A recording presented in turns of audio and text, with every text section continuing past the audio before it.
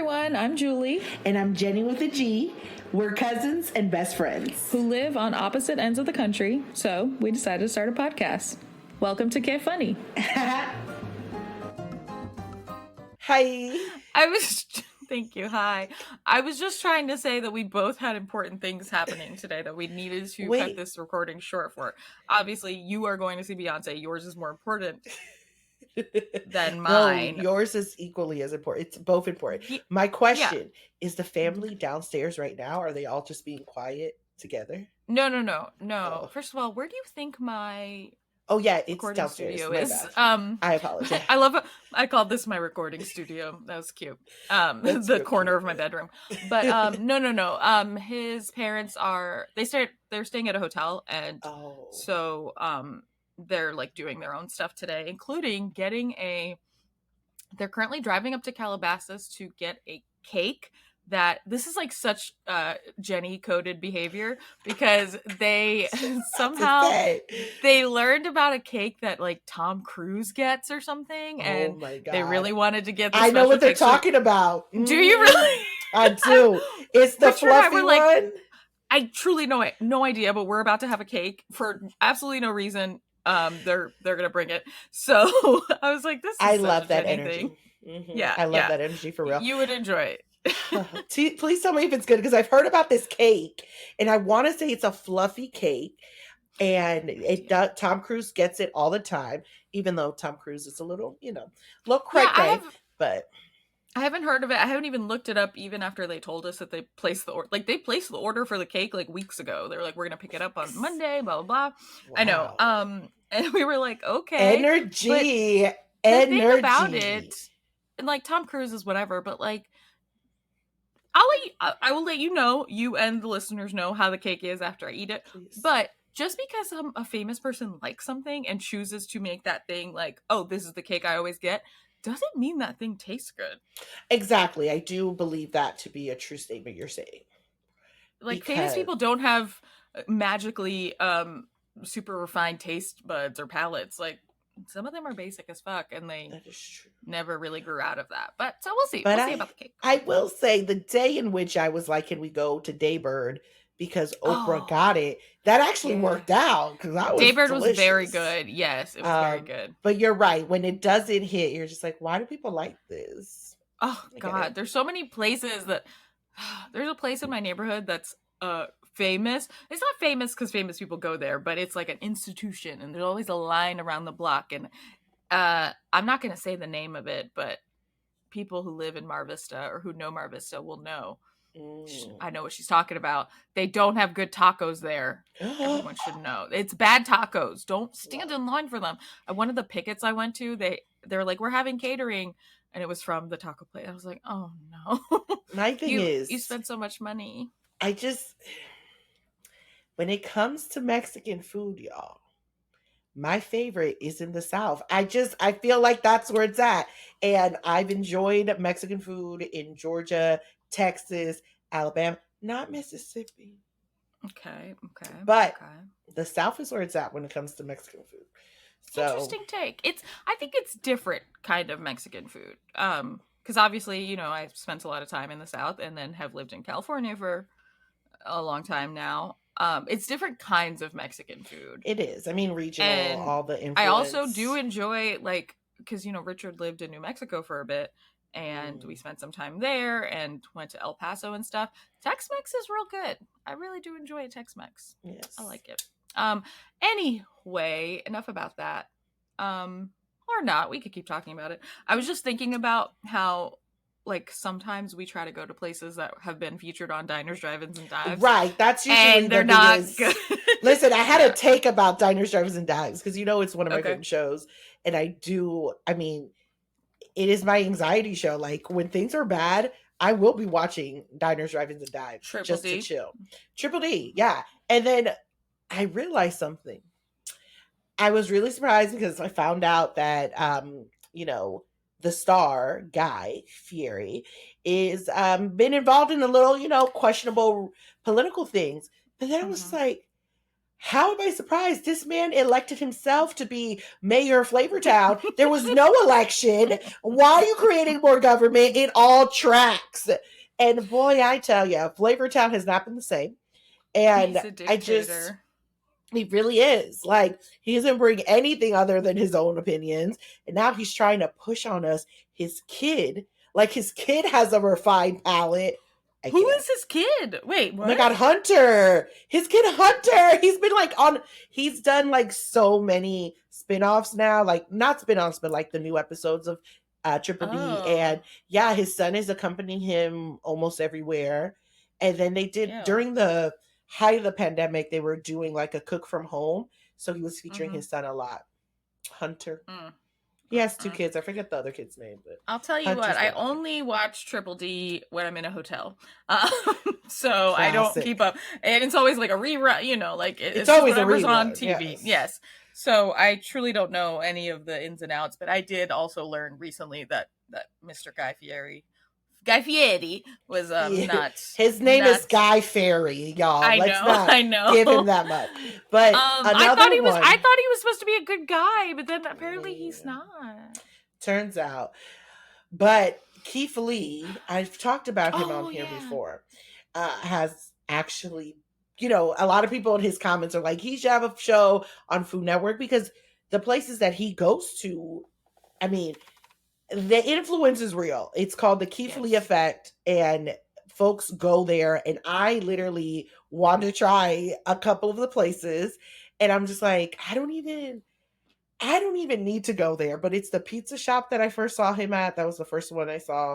I think it's something in Frankenstein's. Okay. And then there's like a Mamacita Pao. Mamacita is like a mix of influence of Asian cuisine and Mexican cuisine, and I love that mix. Ooh, love it. So I'm here for it. For the Keith Lee takeover of Triple D, I'm down for it. Ooh, you know, call him up. Tell him. You should tell him. Call Food Network. Sure. Hello. Maybe we can elect Keith Lee the new mayor of Flavortown. We can finally have an election, fair and free elections. Y'all, the theme of this is you're gonna see it come back, okay? Fair and free election. Ooh, foreshadowing. So, how have you been? We're halfway through August, which I hate saying. Oh, it's disgusting. We are. You sent me this TikTok, and it's this woman talking to the camera, talking about the months of the year and how they are siblings and what their sibling dynamic is. And she says August is an only child. Yes. And I feel that energy. I felt it. I feel it. June and July are like twins, which I was like, yeah, of course. June and July twins, yes. January and February also cousins. They come as a pair. She calls them the Uaries.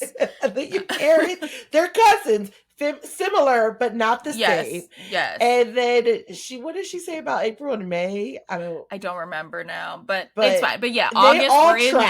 They all tracked. It's tracked. It made so much sense. I was like, yeah, I get it completely. And August is the only child, and then the Burrs.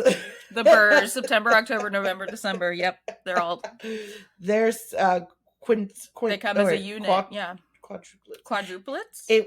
Is that what it is? It's quadruplets.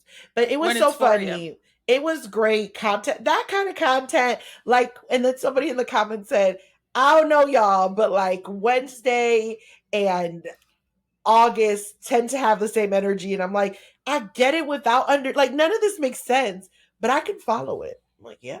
So I didn't see that comment. I didn't actually read the comments on that one. But I don't know that Wednesday and August have the same energy, because Wednesday has the energy of like, oh, you're still in the thick of it, but you know, like good things are coming. Like it's like, you know, it's hump day. You're about to be over the hump, and then Thursday and Friday, it's like party, party, party.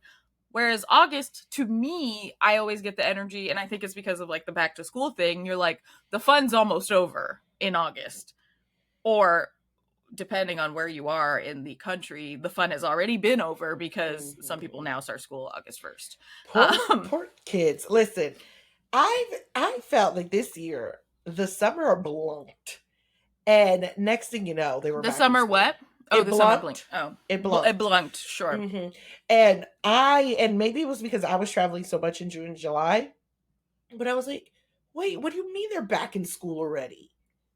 It's wild. Yeah, it's very jarring to see people on my feed being like, so-and-so's first day back at school. I'm like, it's August 1st. Especially because then I have friends in California and they don't start school till like after Labor Day. So it's a whole thing. It's especially been a weird summer, blinking/blunking wise, because I've been on strike the entire summer, which is insane. Yeah. I feel like living in LA or living in Southern California, you always kind of feel like the year is a big blur because for the most part we don't have these defined seasons like other places do. But this summer especially has just been like, wake up, pick it, existential crisis, go to sleep, pick it, blah blah blah, pick it. Is there hope? No, pick it. Actors are joining, hot people on the picket. Negotiations resuming? No, pick it. Existential crisis, etc. We did pass a milestone last week. We hit our 100 days of the strike. Wow. Which is as long as the strike was in 2007, 2008. Mm-hmm. So we have now surpassed that. So here we are. There's no really good way to pivot from that sad. Well, okay. Well, let's just wrap it up. I'll just tell you. Let's wrap it up. Although bad, it's just going to get worse. I'm sorry. This is just what America has promised us. Wait, it's pretty why bad. did you? I thought you were going to say something uplifting. I don't know. That just reminded me of like, if it makes you feel any better, I'm also doing terribly. Like, no, so bad. No, because I went to a conference this weekend, and I just was like, you know what? What are we doing? Like, that's just how I felt. It was just all these things, these promises. I mean, the political part, we'll talk about it, but I'm just like, what are all these political leaders doing? They can solve these issues, and they just don't. They just don't. Welcome to K Funny Podcast. Podcast about existential crises. You know, it's so funny. We're so funny. We're so funny.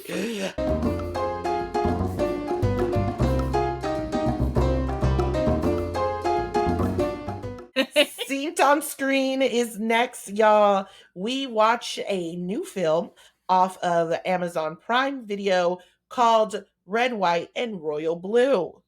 Yes. It's brand new, y'all. It just came out. Like on Friday, I think, right? Yeah, like literally Friday.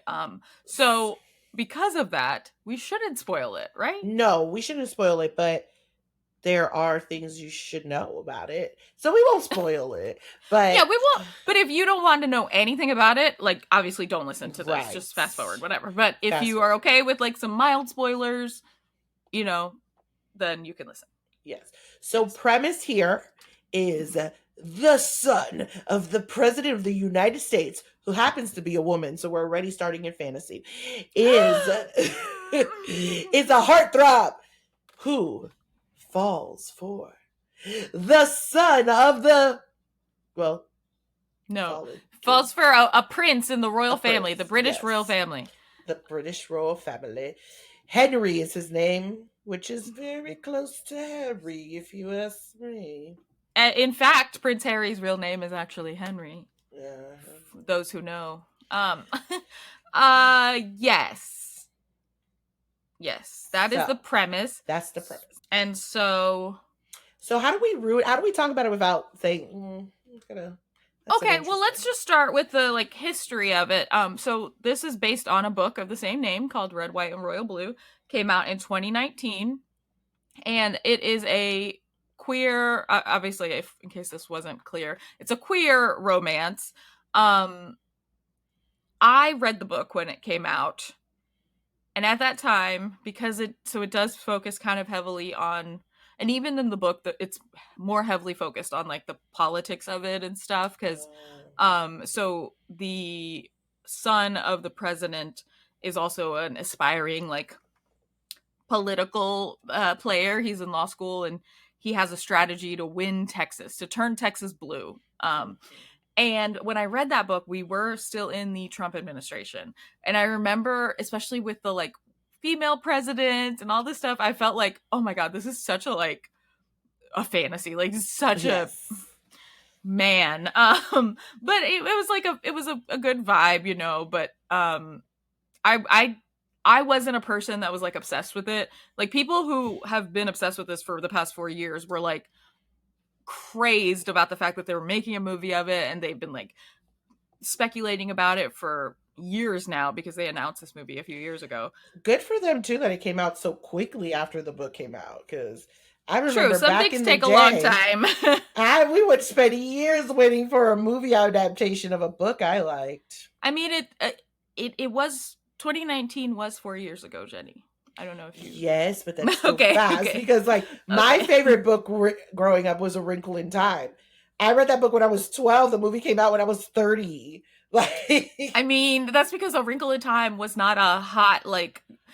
A Wrinkle in Time came out way before you were 12. God. So wait, I think I was younger when I read it. It doesn't matter. All that it doesn't matter. It was still pretty fast that they got their movie after reading their book. Yeah, it was. They did so I went in with very, very minimal expectations because I feel like, especially with these popular like rom-com books, the adaptations are never good. I'm looking at you, The Hating Game. That was not good. But this one, I think I was maybe in the right headspace for it because I just started my period. I was very emotional, and I was just like, let me put it on. We'll watch it for the pod. I was pleasantly surprised by how they did it. I think that it was fun. It was also R-rated, which I was like, what? Yes. Not spoiler. A little heads up for folks if you're like, should I watch this with my parents? You should not. Don't watch it with your parents. Also, yeah, no, or your kids if they're too young. Well, certainly not with your kids, but I mean, I don't know, because people be bringing kids to movies, and I'm like, are you all right? Yeah. I had no expectations. I didn't even watch the trailer. Oh, wow. See, actually, it's better that you didn't watch the trailer because I was trying to get Richard to watch the movie with me on Saturday night, and he's like, well, I'll watch the trailer. Let's see it. And the trailer makes this movie look so bad. And after the trailer, he's like, this is going to be a hard no for me. But his reasoning, and I don't think that it would have changed even if you watched the movie, he hates things that have anything to do with the royal family. He's like, I just can't get into it. I truly do not care. Like, you're not going to make me feel bad for people who have been born into this immense privilege and stuff and be like, boo-hoo, my life is so hard. I was like, okay, yes, that is a part of the movie, but I am able to be an empathetic person and recognize that just because you're born into these kinds of families, like, yes, your life is easier than almost 100% of people's, but it is also very hard because almost you have every single person. You have everybody in the world invested in your life. And for this fictional Prince Henry, he is gay and he feels like he can never come out and he can never live his authentic life. So him falling in love with, what's the kid's? Alex, the son of the president. Half Caucasian, half Mexican who speaks Spanish. This was very Latino heavy. He speaks Spanish very poorly. I hate it every time he said anything in Spanish. I will still say at least he speaks it because there's too many people who don't speak it, don't even try. So I will not shame him for doing it, even if it was not great. Because I will shame the movie because this is just how, whenever there's a character that they want you to know that they're Latino or whatever, their parent is always going to call them mijo or mija. Always. And always just like use Spanglish incorrectly, and it bothers me. I'm like, can you just let them be, please? There was all this focus on Alex, how he became, like, he's now the president's son or whatever, like, or his mom is now the president. And so he's like, I didn't grow up with this, like, I didn't grow up with all this privilege and blah, blah, blah. And so he's very, he has like a working class chip on his shoulder. He's always like, I'm working class. I grew up working class. And I'm like, there was absolutely no way you grew up working class, because there's no way. Are you in America? There's no way. People don't become president from immediate working class backgrounds. No. It's not like he went from living in a trailer to my mom is president. Right. That's impossible. And on top of that, I mean, first of all, it was giving very Beto O'Rourke vibes. Oh, yes. Yes. Like, is this Beto story, who is not Mexican at all, but out here, like, he got his height, he got his look. It was very much giving.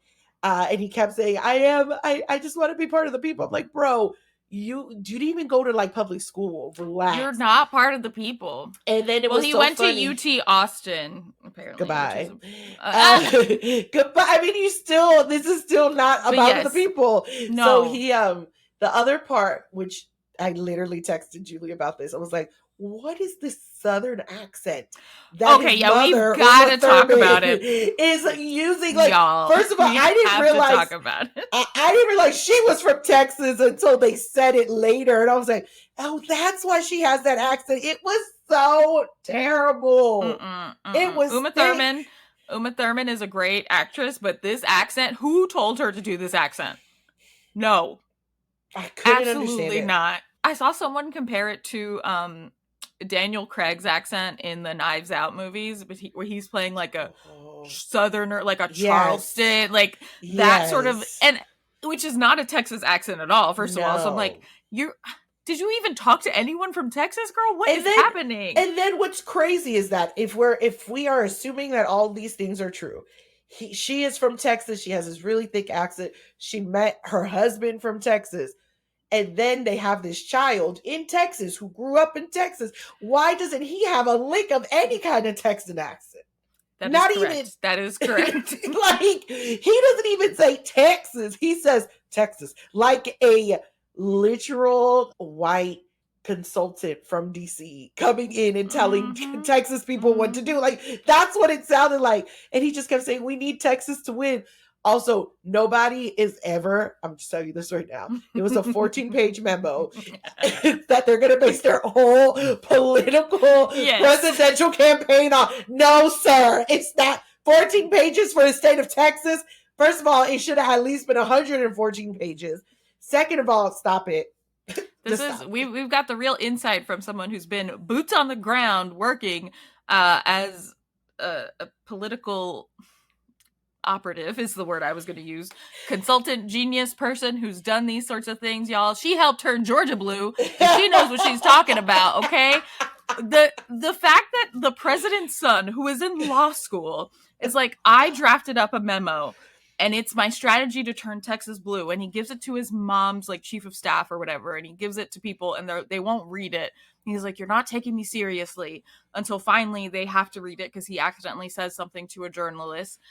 And they're like, it's really good, son. We're going to send you to Texas. I'm like, you're sending this person with zero, he has no experience at all. Hold on. The worst part about it, that the plan... Stop. Yeah, what was explain to me the plan. What was the plan to turn Texas blue? The plan was to register voters. Get my chill out of here. I am so mad. The plan was to y'all. Registering voters is phenomenal. It's a great thing. There's a lot of organizations who do it. But if you don't have a plan to get those registered voters out to vote, it's not guaranteed. So they were basing their whole plan on registering 1 million voters. Like, do you think that no one has thought about the registering voters in Texas? What are you talking about? And also, on top of that, it's also quite a challenge to register for voters in Texas. They have made it very hard. They have intentionally made it very hard in the state of Texas. So you're over here and this is your plan. Also, this is so funny because we're talking so much about the political part. The romantic part of this is Prince Henry literally freaking out because Alex not only is now a political genius, he's also come out as a bisexual, and his mother and his father have accepted him, and now he's heading up the political plan for Texas. Texas, in which queer people have been under attack literally throughout all administrations, and currently the governor who's there, get out of here. I need you to do better. So when Henry says to him, you don't have as much to lose as me, I felt that. I was like, you know what, Henry, you're right. Tell that boy. The thing, it's hard because I think they should label this movie as just like a wish fulfillment, like, which most rom-coms in general are kind of wish fulfillment-y, like it's supposed to be like a happily ever after. It's just that this one so specifically addresses like some of our current reality, but like just sort of glosses over it. Like, guys, winning Texas is just as easy as registering 1 million voters. Oh, wow, thank you, Alex Claremont Diaz. No one had considered that until you, a law student at Georgetown Law, decided, let me write this memo for my mother, the president, because she's so stupid and she's just been focusing on the Rust Belt instead of Texas, her home state. Sir, if you don't get your ass. And then all he's doing in every scene after that is not actually talking to voters. But talking to the press as much as he can. My thing is also his connection to the press was literally a passerby moment that developed the rest of the movie. Are you kidding me right now? Yeah, yeah. I don't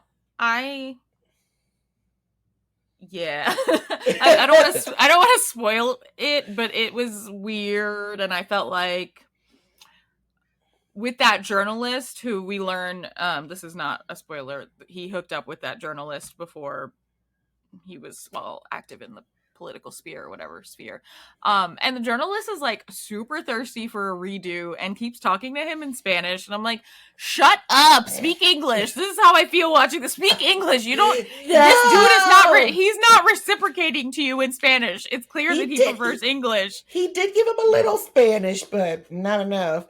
Enough.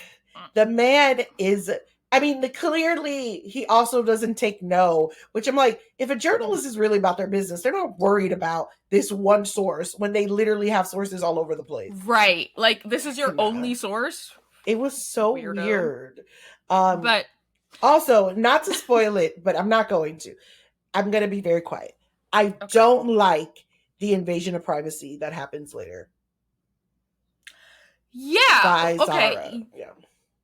Yeah. I feel like we could talk about it, but like, yeah, she's the chief of staff, right? Yeah, I think she's the chief of staff. Or at least something. Very close. Yes. She just straight up walks into the bedroom of an adult man. A locked bedroom. After the adult man has said, hold on a second. Like, he answers her and she's like, I can't, I'm coming in. I'm like, ma'am. And then I'm like, y'all don't have locks on these hotel doors? Like, what is happening? Why would you not? I would be so, like, you need to be fired for that, ma'am. I don't care. Absolutely. I was nervous at first because I wasn't sure if I liked the actors together. Mm-hmm.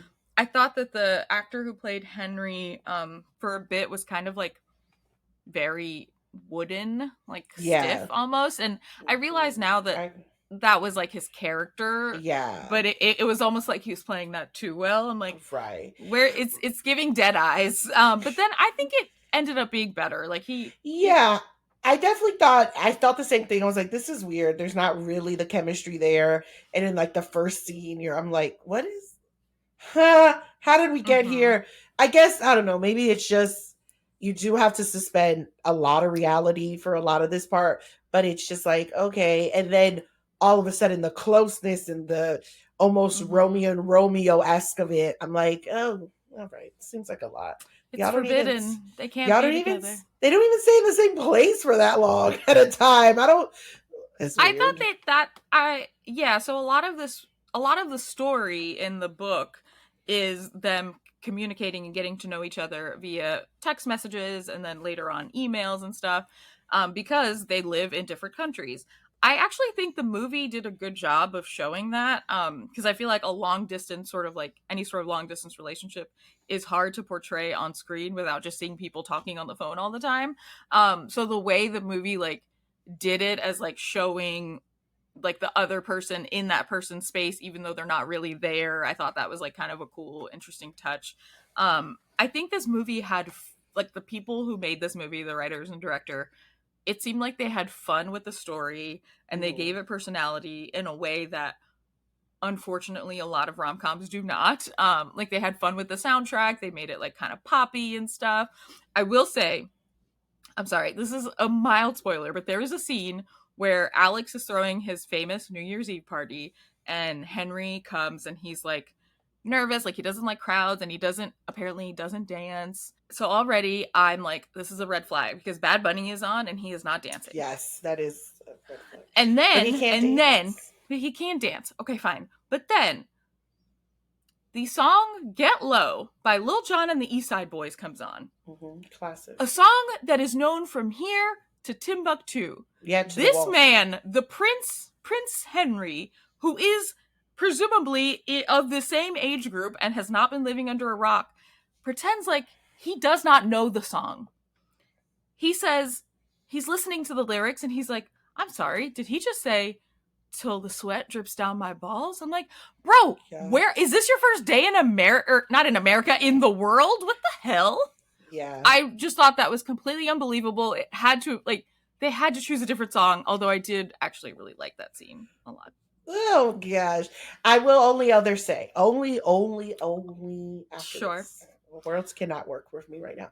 Okay. But the fact is, let's assume that Alex is in the East Coast because his mom he's in Georgetown. He's in Georgetown and all this. Well, until he goes to Texas to save the democracy. Of course, yes. But for the most part, he is traveling. He goes to England several times, but several times the British arrival is in the night, and that would never happen because they only do red eye trips because of the time zones. So that bothered me a lot of times. I knew you were going to mention time zones. They did play fast and loose with it. It was they like really did. It would be like night here, but also night there, and I'm like, it's impossible. How is that working? And then at one point, Alex's like best friend is telling him to like go to London, and she goes, well, you do have all those air miles saved up. I'm like, air miles? This is the first son of the United States. What are you talking about? He would be on like Air Force 2 or some shit. He would not be using miles to go to London he would literally have a private jet to get out of here. Miles. And then okay, y'all, I'm trying really hard, but there's one of those moments of just go, I'll be there as soon as I can. And it happens in seconds that it's still nighttime. Get out of here. It's still nighttime, yeah. Get out of here. There's no way. It's always night in England is what I've learned. It's always night. It's always night. Except during this daytime wedding that they had. I cannot. And during the end where they are on the balcony. I'm not trying to spoil it, but I was like, there's no way this would happen. No, it's so despite stupid. all of this craziness and despite the fact that it is like, it's a little Hallmark movie, but if it's rated R, which I'm like, great. That's the thing I hate about Hallmark movies, honestly, is how sanitized they are. I think this did a good job of like, okay. My one qualm with the R rating, and I need to look more into this, but I feel like with the like sex scenes that made this movie an R, if they were sex scenes with a heterosexual couple, it would have been PG-13. Yes, I do. That's my take. And I don't like that. It's not the movie's fault. It's just society's fault. And I'm like, you know what? And that's annoying. Because they didn't curse as much. No. Because they tend to give that rating when they curse too. Like, isn't it like they 13? Hardly cursed at all, honestly. I think I remember reading or seeing a show once and it said like if there's 13 F-bombs and it's rated R, if there's 12 it's PG-13. I think I saw it. It was one of those like I love the 90s type of. I was about to say best week ever. Yeah, best week. It was something like that. Well, I mean, I still thought it was cute. What did you think? Yeah, I was going to ask because you had not read the book. You didn't know anything about it. What did you think? No, I thought it was cute. I was. I mean, maybe this is just logistic questions that at first I was like, I mean, if they are going to show these scenes, I think they need to be clear about safe sex. That's all I'm going to say. Like, but then later I did see the condoms. I was like, oh, good for them. They did do that. But I thought it was cute. I thought, obviously, it was interesting that Alex's identity came out as bisexual. And there was not more exploration about that. Like, but he wants to be with Henry. And then Henry was like, still like, I am, but I don't want to say anything. So he was going to risk his whole life to just be by himself, even though he is the spare, which I thought was really interesting. I feel like those things could be developed a little bit more, but I guess, we talked a lot about the Texas part, but I do think that they talked a lot about the Texas part. Yes, so yes. It was less romantic, more political romance, which also there is no way that none of this would ever happen. Like the child of a sitting president would not be used to do strategy outside of doing more surrogate work. And you're not going to spend all your time with the guy from England. Like even in the beginning to get them together, that was silly. Like no one's going to do that. Oh my God. Yeah. Let's come back to that real quick. But I just want to say that one of the big parts of the book, which I also appreciated, but it's a reason why the book made me cry a lot, is because they do spend a lot of time on Henry's grief over his dad dying. Like that's a big part of the book, and Alex helping him through that grief and stuff like that. And that's only touched on very briefly in the movie. And I get briefly. It. The movie would have had to be either 6 hours long or like a TV series for them to explore all the things that the book did. But I did think that was such a good part of the book that if folks like the movie, I recommend going back and reading the book. But yeah, so this happens very early on. It's not a spoiler. I think it might even be in the trailer. At the wedding of Henry's brother, so like the actual heir to the throne or whatever, Alex and Henry get into a fight and end up knocking over a huge 75,000 pounds cost-wise, because British people use pounds for their money, and stone, they use stone for weight. A 75,000 pound worth cake, they knock it over, and somehow we are supposed to believe that this causes such an international incident that the President of the United States, her political campaign is in jeopardy because this could affect her relationship with England and the Prime Minister and the deal that they were about to sign. I was like, that's a stretch. It was, because it wasn't like they even punched each other. It was literally trying to help him take off some shit. What is it? Supito icing off frosting. Icing. Off his jacket. It was so stupid, but they had to like craft this PR narrative saying like, well, they are actually best friends, and because they're best friends, they hang out all the time, and then they force them to hang out. I'm like, this is such a thin premise for this fake friendship, but whatever. And then anyway. I don't want to spoil it, but I feel like I need to say something about the ending. Okay. I also don't believe that if we are believing that this is the son of the president and this is the spare to the throne, that their communication would be hacked so easily. Like it just doesn't make any sense to me. And then the response to it is to remove their devices. Like it just doesn't make any sense to me. I know. That's the part I've been thinking about it.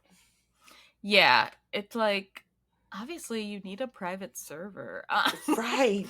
And why would you be sending emails in the time of Instagram vanishing messages, WhatsApp vanishing messages, Signal vanishing messages? None of it makes sense to me. Anything. Yeah, so. There's some parts that don't make sense, but overall it's fun. It's on Amazon Prime. You guys should check it out. But not with your parents, and we should keep going because we talked about that longer than I thought we would. And Jenny's got to go see Beyonce, and I have to go get ramen. And she has to get ramen, so we got to go.